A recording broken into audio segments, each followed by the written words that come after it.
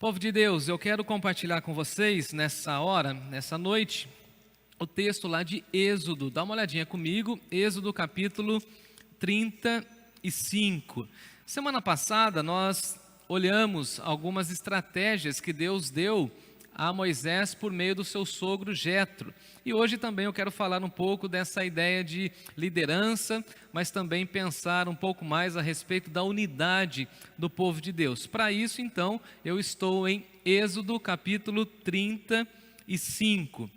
Nosso tema de hoje é Deus quer o seu povo unido. Então, a ênfase da nossa reflexão hoje vai nessa ideia da unidade do povo de Deus para cumprir a sua missão, lembrando aqui todo o contexto da construção do tabernáculo, a preparação para o tabernáculo e tudo aquilo que o povo havia participado e vivenciado nas últimas semanas, nos últimos meses. Vale a pena lembrar que o contexto maior desse texto está lá naquela loucura de Arão, quando ele confeccionou o bezerro de ouro, e aí depois temos todos os desdobramentos daquele evento, a punição de Deus, a orientação de Deus, a renovação da aliança de Deus, e aí então chegamos aqui em Êxodo capítulo 35, eu leio de 1 a 10, e depois a gente vai dar uma olhada aqui em todo o contexto, até o versículo de número 19, pelo menos, tá bom? Mas nesse início, vamos ler de 1 até o versículo 9 e 10, tá bom? Diz assim o texto sagrado, Êxodo 35, a partir do verso 1. Tendo Moisés convocado toda a congregação dos filhos de Israel, disse-lhes: são estas as palavras que o Senhor ordenou que se cumprissem. Trabalhareis 6 dias, mas o 7º dia vos será santo, o sábado do repouso solene ao Senhor. Quem nele trabalhar, morrerá.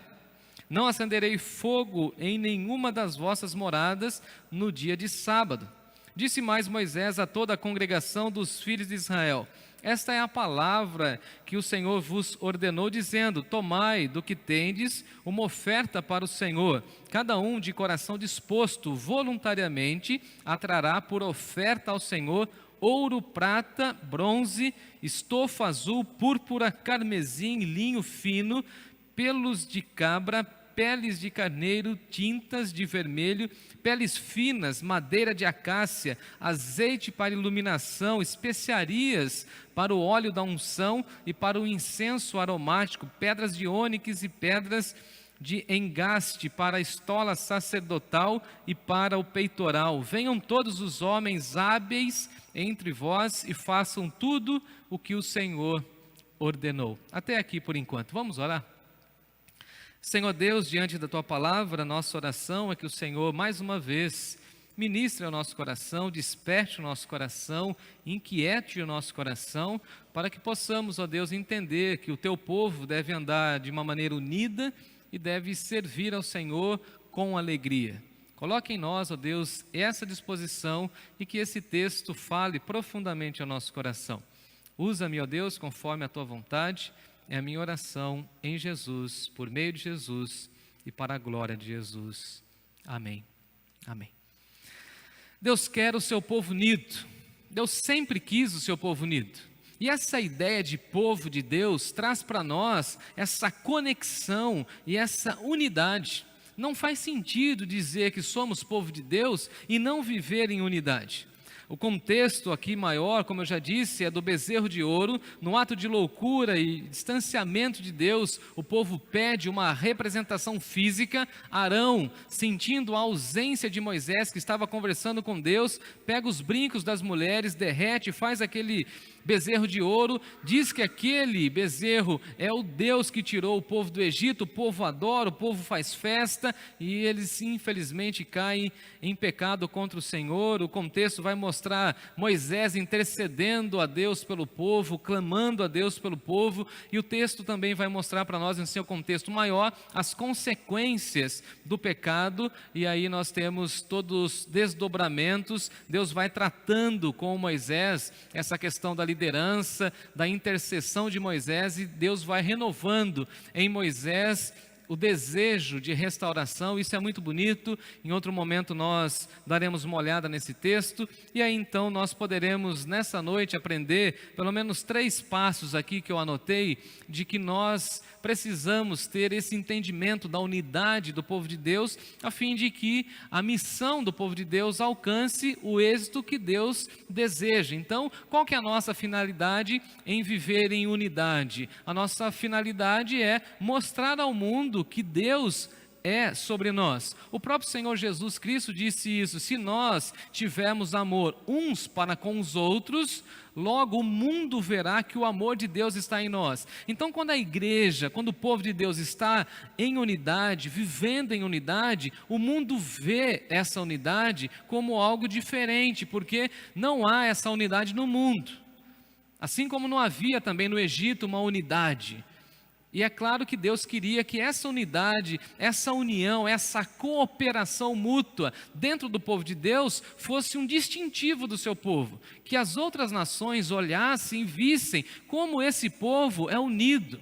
É unido porque está centrado na pessoa de Deus. Então a nossa unidade vem de Deus, a nossa ligação se dá porque somos filhos de Deus, chamados por Deus, eleitos por Deus para cumprir uma vocação. E qual que é a vocação? Divulgar ao mundo o caráter do nosso Pai. Então Moisés aqui vai fazer uma grande convocação a partir do versículo 1. Dá uma olhadinha aí comigo no texto. Moisés faz uma convocação de toda a congregação dos filhos de Israel, ou seja, ele convoca todo mundo, ele chama, ele faz uma espécie de uma assembleia, como se fosse uma igreja, ele reúne todo mundo. A ideia aqui de convocação traz para nós um sentido de uma chamada solene, ou seja, é uma expressão de Moisés para o povo extremamente pontual, uma expressão de verdade, de veracidade, a uma convocação, a uma chamada, a um quebrantamento, a um chamado à santidade, à consagração, como nós veremos daqui a alguns instantes. Então, ele chama todo mundo e ele diz o seguinte: olha, eu tenho algumas palavras para vocês, mas essas palavras não são minhas.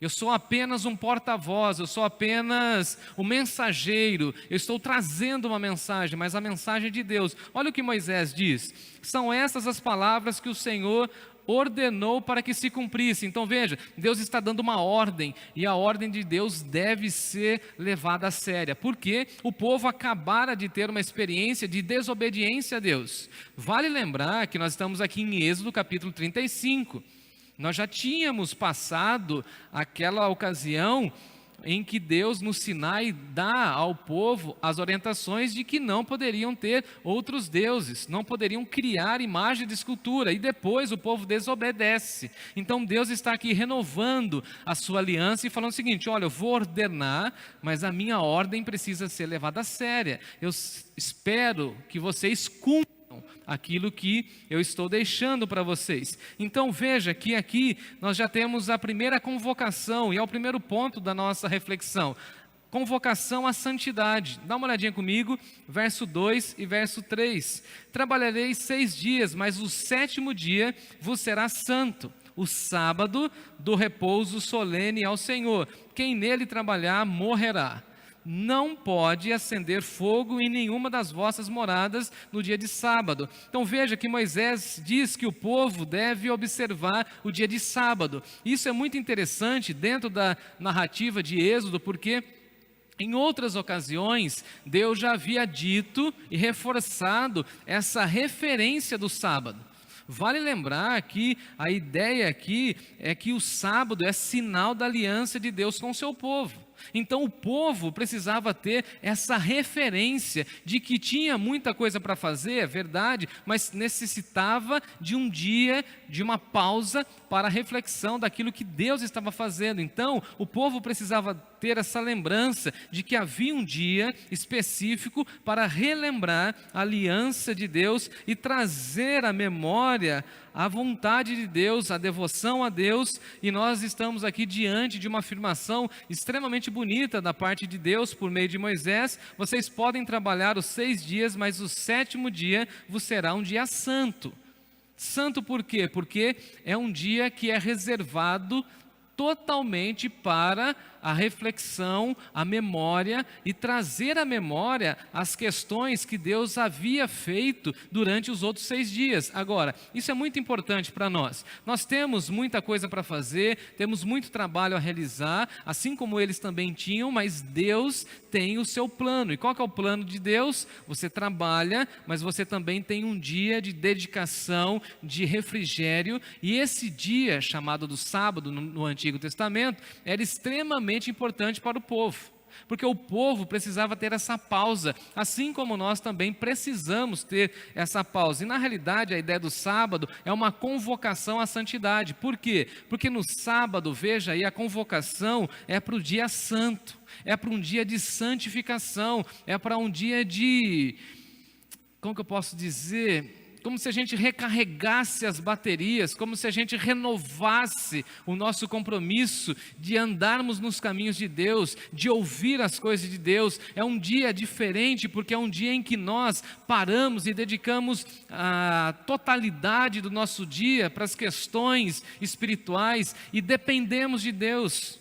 Paramos, cessamos o nosso trabalho. Por quê? Porque não temos trabalho? Não, porque temos muito trabalho. Mas cessamos o nosso trabalho para dizer ao mundo e dizer ao nosso próprio coração que nós dependemos de Deus. Então o sábado é descanso do trabalho para dizer que nós confiamos em Deus, que nós confiamos na provisão de Deus. Então veja que antes de Deus chamar o povo para o trabalho propriamente em si, no tabernáculo, Ele convoca para a santidade, ou seja, eu quero que vocês descansem, eu quero que vocês aprendam a descansar em mim, eu quero que vocês entendam que vocês precisam de um dia de santidade, eu preciso que vocês parem tudo e foquem somente naquilo que é espiritual. E aí vem a expressão: nem só de pão viverá o homem, mas de toda a palavra que procede da boca de Deus. Nem só de trabalho viverá o homem. Então para, descansa, confia, entrega. Pastor, mas eu tenho muito trabalho. Para, dê uma pausa, descansa, confia em Deus. Lembra da expressão do salmista que diz que Ele cuida dos seus filhos enquanto nós dormimos. Então o sábado é essa pausa, e Deus está falando o seguinte: olha, eu quero que vocês tenham um momento de renovação da aliança. Semana após semana vocês vão renovar a aliança, vão renovar a confiança em mim, vão depositar em mim essa expectativa de que eu vou cuidar, de que eu vou sustentar, mesmo diante de uma rotina exaustiva de trabalho para a confecção e para a construção do tabernáculo, para a confecção das roupas, das cortinas e todos aqueles detalhes que temos aqui do tabernáculo. O povo precisava entender uma coisa: nós precisamos trabalhar, sim, mas nós precisamos ter o nosso tempo de comunhão com Deus. Isso é um dia santo. E diz o texto que é um sábado de repouso solene. A gente repousa das atividades rotineiras e cotidianas para se dedicar ao Senhor. Então veja que é uma convocação à santidade. É um dia santo, o propósito é santo, e a proposta do dia é preparar o coração para a santidade. Então veja, esse dia é de exclusividade do Senhor, no sentido de se dedicar às coisas de Deus. Então a primeira convocação para o povo ficar unido é uma convocação à espiritualidade. E aqui eu quero deixar esse recado para você que me ouve nessa noite: separe um tempo, separe um dia, dedique-se ao Senhor, renove a sua espiritualidade, confie plenamente em Deus, descanse dos seus afazeres. Pare de ficar preocupado com tantas demandas, concentre-se naquilo que de fato é importante, é espiritual, agrada a Deus. Há uma convocação de Deus, e a convocação é essa: olha, a minha ordem, e eu espero que vocês cumpram. E eu espero, amados irmãos e irmãs, que sejamos obedientes nesse quesito de ter um dia sagrado, um dia santo, um dia separado para dizermos ao mundo, dizer ao nosso coração e dizer para Deus que nós confiamos somente nele, que a nossa provisão vem dele, que ele é o nosso pastor e nada nos faltará, e nós confiaremos nele, somente nele, e por isso descansaremos e consagraremos as nossas vidas, as nossas famílias, os nossos bens, as nossas ofertas, tudo ao Senhor, porque Ele é o dono da nossa vida e Ele sustenta a nossa vida. E essa é a convocação. Vamos parar e confiar no Senhor. Mas há uma segunda convocação, e a segunda convocação é uma convocação à consagração. Se a primeira convocação fala da santidade, a segunda consagração fala da consagração dos bens. Dá uma olhadinha comigo no versículo 4. Disse mais Moisés a toda a congregação. É muito interessante isso no texto, porque Moisés ele fala sempre a toda a congregação, e aqui a ideia de que todas as pessoas, todos os filhos de Israel foram convocados e todos ouviram a mesma voz, porque Deus queria alcançar todas as pessoas da mesma maneira que Deus hoje deseja alcançar todas as pessoas. Ninguém pode falar assim, não, eu não sabia disso. Não, você não ouviu, você não prestou atenção, mas todas as pessoas são convocadas. Então, Moisés chama todas as pessoas, toda a congregação e disse, essa é a palavra que o Senhor ordenou dizendo, mais uma vez, olha a autoridade de Moisés como líder, ele fala o seguinte, essa mensagem que eu estou trazendo para vocês é mensagem de Deus, da parte de Deus. Versículo 5, tomai do que tendes uma oferta para o Senhor, cada um de coração disposto, voluntariamente, e trará por oferta ao Senhor. Olha que interessante, o texto vai dizer para nós que ele faz essa convocação e diz o seguinte, cada um vai tomar uma oferta do que tendes. E eu acho interessante isso, porque às vezes quando nós falamos de oferta, de consagração, de dedicação a Deus, aquilo que nós podemos ofertar, a gente fica preocupado assim, mas eu não tenho muito, ou eu tenho muito, como que eu faço?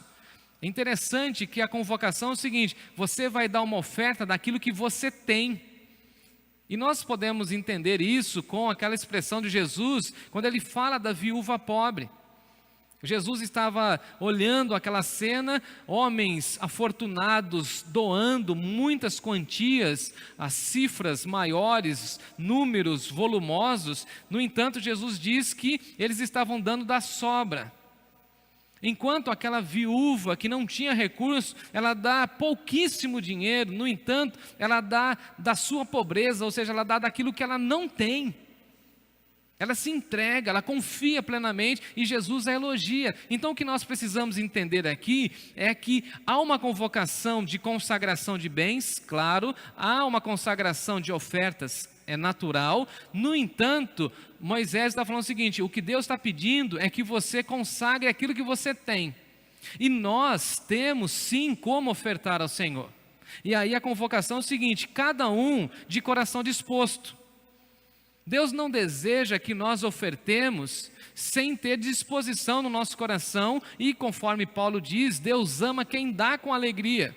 Porque a pessoa que dá uma oferta, que ela entrega uma oferta, mas ela não entrega de coração, com alegria, aquele valor financeiro talvez até seja útil. No entanto, Deus não se agrada e Deus não aceita aquela oferta. O que Deus aceita é a oferta voluntária. E o que nós precisamos entender é que nós só temos a oportunidade de ofertar porque já recebemos da parte de Deus e da sua bondade. Então a oferta, biblicamente falando, é uma resposta de gratidão diante de tudo aquilo que Deus tem feito por nós. Na realidade, biblicamente falando, quando nós ofertamos, nós estamos devolvendo a Deus como uma espécie de uma manifestação de gratidão. Então Moisés diz ao povo, falando o seguinte, olha, Deus está convocando todo mundo e todo mundo precisa ter um coração disposto. Ninguém pode ofertar e depois ficar reclamando que ofertou, murmurando que ofertou, dizendo que o valor da oferta faltou em seu orçamento. Isso não é disposição. E também a oferta tem que ser voluntária. A proposta divina aqui é o seguinte, cada um vai trazer aquilo que está no coração, com o coração disposto, e tem que ser algo voluntário. Não pode ser algo forçado, não pode ser algo obrigado, não pode ser algo que traz uma ideia de punição, nada disso. A oferta ao Senhor e essa convocação de Deus ao povo é o seguinte, é uma oferta voluntária. E essa oferta terá que ser trazida para oferta ao Senhor. Não é para uma pessoa, não é para uma obra, é direcionada para o Senhor e, consequentemente, a sua obra. Então, é muito interessante porque algumas Bíblias trazem a expressão assim, oferta alçada. E alçada é levantar-se ou erguer-se, ou seja, uma oferta levantada e separada para um fim específico e direcionado. Então a gente entrega e coloca na mão de Deus que Ele realize a obra dele por meio daquela quantia, e aquela quantia somada às outras quantias dos outros irmãos, formam um montante e a obra de Deus vai se multiplicando. E aí o texto vai mostrar como eles trouxeram ofertas de ouro, de prata, de cobre, panos, peles de animais, madeiras, acácias, pedras preciosas, e o povo, diante dessa convocação divina, respondeu com tanta consagração, eles consagraram tanto os seus bens, as suas riquezas, tudo aquilo que eles tinham, que depois de um tempo, Moisés foi informado que eles receberam mais do que precisavam, e eles não sabiam mais o que fazer com as ofertas. O nosso tempo não nos permite, mas isso está lá, numa página depois, em Êxodo capítulo 36, quando chega a notícia ao ouvido de Moisés, Moisés precisa fazer um decreto e dizer o seguinte: está proibida a chegada de mais ofertas, não precisa trazer mais, porque o que nós recebemos dará para fazer tudo. Olha que incrível, a fidelidade do povo de Deus, a sensibilidade do povo de Deus, ao ouvir a convocação de consagração, eles consagraram tanto, se dedicaram tanto, trouxeram tantas ofertas a Deus, que a quantidade foi exuberante, foi exponencial, foi maravilhosa, e eles não sabiam como fazer, como organizar e como administrar tantas ofertas que chegaram, porque o povo, sensível à voz de Deus, consagrou tudo ao Senhor. Eu fico olhando essa experiência, amados irmãos, e vejo que uma das marcas do povo de Deus é a generosidade. Paulo vai escrever a esse respeito à igreja de Corinto, falando daquela generosidade dos irmãos que tiraram da pobreza e sustentaram outras igrejas. Paulo também vai elogiar a igreja de Filipos por sua generosidade. Essa é uma das marcas do cristianismo, o povo generoso, o povo que consagra, mas não necessariamente porque é um povo rico, porque tem abundância, mas porque é um povo fiel, porque confia em Deus, porque descansa no sustento de Deus, e sabe que enquanto está sendo fiel a Deus, ele está agradando a Deus, ele está ofertando ao Senhor, ele sabe que ele está louvando a Deus, é uma expressão de gratidão, eu diria até que é uma expressão de adoração a Deus. Agora, Deus é dono de tudo, Deus é dono da prata e do ouro, como a própria Bíblia diz. Ele precisava disso? Não, mas Ele deseja ver o seu povo envolvido, unido, consagrado, santo, porque, amados irmãos e irmãs, quando nós entendemos essa ideia de consagração, nós pegamos os recursos que caem em nossas mãos com uma visão de gratidão. Nós não olhamos mais os recursos como possibilidade de compra e ganho, mas a gente também pensa no sentido de investimento, de entrega, de avanço na igreja, de avanço do reino de Deus, de privilégio de investir na obra dele, de privilégio e da bênção de falar o seguinte: eu contribuo para o avanço do evangelho, esse evangelho que me alcançou, agora eu posso retribuir. E a convocação de Moisés promove esse movimento de grande consagração, a ponto de que eles tiveram que fazer um decreto: é proibido trazer mais oferta, acabou, não precisa mais por enquanto, chega, foi legal, agora segura um pouco aí. Imagina que situação, a nossa tesouraria chegar para a membresia da igreja e falar: irmãos, não precisa mais dizimar, porque as ofertas foram superabundantes e nós não temos o que fazer com o dinheiro. Imagina que situação, se chegarmos a um patamar desse, que bênção. Termos os recursos necessários para avançar cada vez mais. Agora, a terceira marca aqui do texto é a prontidão do trabalho. Se nós temos uma convocação à santidade, se nós temos uma convocação à consagração, em terceiro lugar, nós temos também uma prontidão para o trabalho. É interessante isso, porque algumas pessoas têm uma visão extremamente equivocada em relação à contribuição. porque contribuem financeiramente, ela acha que ela não tem que contribuir com o seu trabalho ou até mesmo com a sua presença. Não, eu já contribuo, eu já participo com os dízimos, com as ofertas, eu já mando lá meu Pix, então eu não preciso fazer outras coisas. E aqui o texto vai mostrar para nós que o povo, eles ofertaram, mas também eles ofertaram o trabalho. Foi oferta no sentido física, aqui no caso madeira, pedras, ouro, prata, linho, tecido, peles de animais, mas também o trabalho a ser realizado com esse material. Então veja, é o recurso e a mão de obra para gerir o recurso. Então o texto vai mostrar a disposição que veio de Deus e Deus movendo o povo. Dá uma olhadinha aí, por exemplo, a partir do versículo de número 20. Então toda a congregação dos filhos de Israel saiu da presença de Moisés e veio todo homem cujo coração o moveu e cujo espírito o impeliu e trouxe oferta para o Senhor, para a obra da tenda da congregação e para todo o serviço e para as vestes sagradas. Então veja, eles trouxeram as ofertas para a congregação, para as vestes sacerdotais, mas também eles se colocaram à disposição do serviço. Não foi apenas a oferta, foi a oferta e a mão de obra para a oferta. Diz o texto que toda a congregação foi chamada, e aqui diz o texto que toda a congregação ouviu, todo homem apareceu, o coração do povo foi movido por Deus, e nós oramos e clamamos que Deus mova o coração do nosso povo, da nossa igreja, das outras igrejas, para que o nosso coração seja movido pela graça de Deus, que o nosso coração seja impulsionado pela misericórdia de Deus, que o nosso coração seja um coração disposto.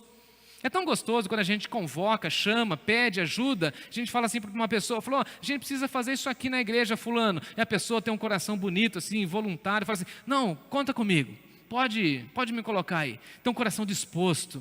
Aí quando a pessoa fala, não, sabe como que é e tal, eu preciso ver, preciso pensar, preciso orar, eu falei, o coração dela não está naquilo. E a nossa oração não é brigar, né, a nossa reação não é brigar com a pessoa, a nossa oração é Deus, mova o coração dos nossos irmãos. Coloque esse espírito voluntário. E é interessante que espírito voluntário traz para nós o sentido assim, de que a pessoa, ela se voluntaria para aquilo que precisa. Às vezes a gente precisa chamar e convocar, mas às vezes também Deus envia pessoas que se colocam à disposição. É interessante isso, porque o texto diz que eles tinham uma disposição no coração, porque Deus havia movido o coração deles, e eles tinham no espírito um ímpeto, um desejo de ajudar. Então o que nós precisamos fazer como igreja, como povo de Deus unidos? Orar para que Deus mova corações, para que Deus impulsione os corações, para que esse povo venha para trabalhar ao Senhor e sejamos um povo cada vez mais unido. Eles trouxeram a oferta para a obra, para as vestes, para o serviço, e aqui nós aprendemos uma grande lição, irmãos e irmãs. Devemos trazer as nossas ofertas, mas também devemos apresentar as nossas vidas como ofertas no altar do Senhor. A nossa vida deve ser uma oferta de gratidão. Até me lembrei daquele cântico, né? Vem o Senhor a minha vida oferecer, como oferta de amor e sacrifício. Entregar a vida. Interessante que o apóstolo Paulo vai dizer para nós que nós precisamos apresentar os nossos corpos em sacrifícios vivos, santo e agradável a Deus. É necessário que nós nos apresentemos a Deus, apresentemos à igreja e falemos, olha, estou aqui, estou à disposição, eu quero ofertar, mas eu quero que a minha vida seja uma oferta a Deus, porque a nossa oferta tem a ver com a nossa disposição, mas tem a ver também com os recursos que Deus nos dá, com a vida que Deus nos dá, com a saúde que Deus nos dá. Então, a oferta e a minha vida como oferta, ambas devem caminhar juntas, a minha vida e a minha oferta. Eu entrego a minha oferta, mas eu entrego a minha vida como oferta ao Senhor. O povo estava tão contagiado pela convocação de Moisés, que o texto diz para nós que vieram os homens e as mulheres. Veja que lindo, homens e mulheres trabalhando juntos na obra do Senhor. E o detalhe é que eles vieram todos, diz aí o texto, a partir do verso 22, com muita disposição no coração. Dá uma olhada. Vieram homens e mulheres, todos dispostos de coração, trouxeram fivelas, pendentes, anéis, braceletes, todos objetos de ouro. Todo homem fazia oferta de ouro ao Senhor. Olha que interessante. As mulheres iam trabalhando, os homens iam ofertando, e todos, homens e mulheres, dispostos para a obra do Senhor. É isso que nós almejamos, é isso que nós oramos, é isso que nós clamamos. Que o nosso povo seja um povo disposto para trabalhar ao Senhor, e que sejamos um povo sempre, sempre, sempre unidos. Porque Deus deseja o seu povo unido. Então o que Deus deseja? Santidade, descanso, convocação santa ao descanso, convocação à consagração, no sentido de colocar diante dele as nossas ofertas, mas também a nossa unidade enquanto trabalhamos e gerenciamos tudo aquilo que ele tem nos dado. É interessante a disposição do povo, porque essa disposição vai revelar o agir de Deus e a forma como Deus deseja com que seu povo trabalhe. Dá uma olhadinha no verso 23 e 24, que vai falar dos homens. Todo homem possuidor de estofa azul, púrpura, carmesim, linho fino, pelos de cabra, peles de carneiro, tintas de vermelho, peles de animais marinhos, todo aquele que fazia oferta para o Senhor de bronze, ofertava ao Senhor e o trazia, possuidor de madeira, de acácia, para toda a obra do serviço do Senhor. Então veja, os homens trouxeram peles dos animais, trouxeram madeira, bronze, ouro, os homens trouxeram. As mulheres, dá uma olhadinha, verso 25 e 26. Todas as mulheres hábeis traziam o que por suas próprias mãos tinham fiado. Então veja, os homens traziam as matérias-primas e as mulheres estavam fiando, fazendo os desenhos, trabalhando o tecido para as vestes, para as cortinas, preparando tudo, e com as suas próprias mãos elas fiavam o tecido, estofa azul, púrpura, carmesim e linho fino. Olha isso. E todas as mulheres cujo coração moveu em habilidade fiavam os pelos de cabra. Então Deus deu a habilidade para aquelas mulheres e Deus deu a generosidade para os homens. E o que Deus faz? Une tudo isso para que toda a obra de Deus seja realizada. E as pessoas que tinham mais recursos, os príncipes, dá uma olhadinha no verso 27, os príncipes também traziam pedras de ônix, pedras de engaste para a estola sacerdotal e para o peitoral, trouxeram os aromas, o azeite para iluminação, o óleo para unção, enfim, todo mundo trabalhando. Caminhando para a conclusão, o que o texto diz? O texto diz que homens e mulheres estavam ofertando, servindo ao Senhor com o coração disposto, com espírito voluntário, e diz ainda que eles estavam fazendo tudo isso como o Senhor ordenara, ou seja, de acordo com a orientação de Deus. Nós não podemos fazer as coisas para Deus do nosso jeito, do jeito que nós queremos. Precisamos entender esse princípio, que a coisa que fazemos para Deus, ou as coisas que fazemos para Deus, devem seguir os passos e os princípios e as orientações que Deus ordenou. E o texto vai dizer para nós que tudo eles faziam conforme o Senhor lhe ordenara. Deus pediu consagração do sábado, espiritualidade, eles consagraram. Deus pediu consagração dos recursos, consagraram. Deus pediu consagração da mão de obra, da habilidade, da inteligência que Deus deu para as mulheres, consagraram. Deus pediu que eles fossem generosos, consagraram. E que bênção, amados irmãos, ver o povo de Deus trabalhando com unidade, trabalhando com disposição, trabalhando com fervor, trabalhando com um coração generoso, voluntário, um coração cheio de gratidão a Deus. Precisamos sempre, sempre lembrar que nós somos um povo, que nós somos um corpo, como diz o Novo Testamento, e nós somos membros desse corpo, e assim devemos cumprir as funções que nos cabe dentro do corpo para divulgar o amor de Deus, lembrando que a igreja é o povo de Deus, e juntos, unidos, consagrados, poderemos fazer muito mais do que temos feito. É claro que nós somos gratos a Deus por tudo aquilo que Ele tem feito em nossa igreja, e ainda vai fazer, e nós sabemos disso, mas também sabemos que Deus tem muita coisa a fazer por nós e através de nós.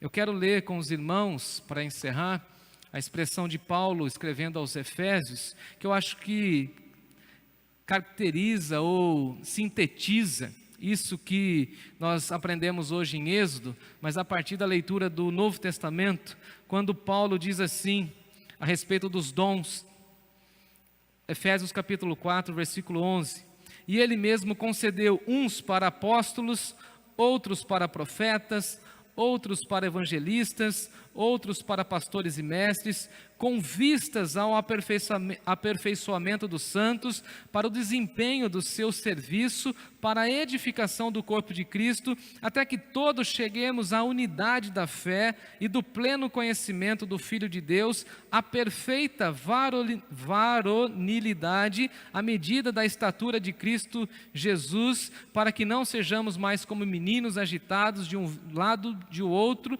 levados ao redor por todo o vento de doutrina, pela artimanha dos homens, pela astúcia como que induzem ao erro. O que Paulo está dizendo é o seguinte: nós somos uma equipe e essa equipe deve trabalhar unida até que todos nós cheguemos à unidade e ao pleno conhecimento de Cristo Jesus. Deus pede que nós sejamos consagrados, Deus pede que nós trabalhemos unidos e Deus pede que tenhamos confiança plena nele. Deus quer o seu povo unido. Pense nisso, se disponha ao trabalho e seja generoso para a honra e glória do nome do nosso Deus. Amém. Amém.